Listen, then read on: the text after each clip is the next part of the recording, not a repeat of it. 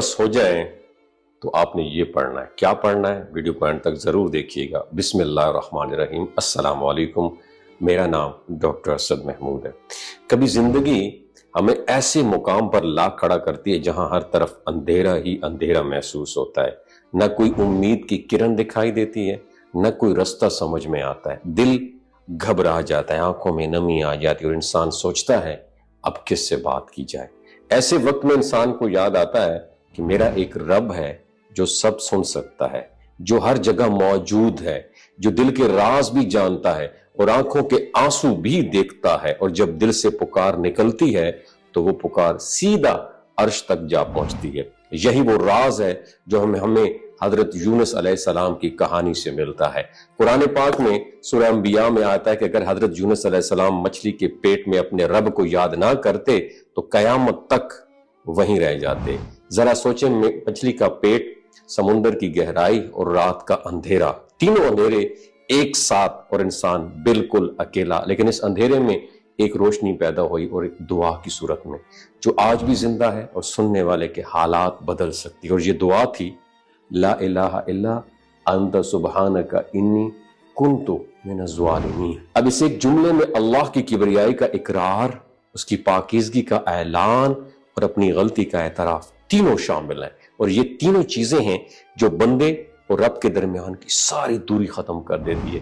جامع ترمذی میں ایک روایت ہے کہ جو شخص اس دعا کو کسی بھی مشکل یا پریشانی کے وقت پڑھے، اللہ تعالیٰ اسے محروم نہیں لوٹاتے. یہ صرف الفاظ نہیں ہیں، ایک دروازہ ہے جو مایوسی سے نکل کر امید کی دنیا میں لے کر آتا ہے انسان.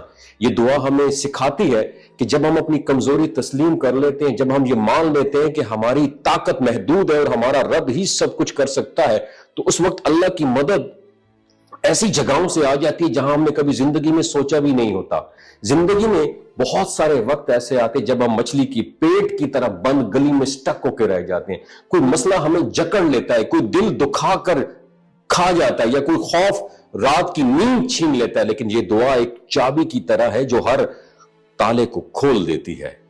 اس کے لیے ضروری نہیں ہے کہ آپ کسی خاص جگہ یا خاص وقت پر ہو. آپ چلتے پھرتے، کام کرتے، اکیلے اٹھتے بیٹھتے ہوئے بھی اسے ریپیٹ کر سکتے ہیں، اسے پڑھ سکتے ہیں. لیکن اگر آپ مستقل مزاجی کے ساتھ 21 ڈیز 21 دن یا 41 دن سے کثرت سے پڑھیں گے نا، تو انشاءاللہ تعالیٰ آپ اپنی زندگی میں ایک حیرت انگیز چینج دیکھیں گے. کیپ ان یور مائنڈ، یہ دعا محض الفاظ نہیں، اللہ کے ساتھ ایک کنیکشن ہے. یہ ہمیں بتاتی ہے کہ ہم چاہے کتنے ہی نیچے گر جائیں، ہم سے کتنی ہی غلطیاں سرزد کیوں نہ ہو جائیں، رب کی رحمت ہمیشہ ہم سے بڑی ہے.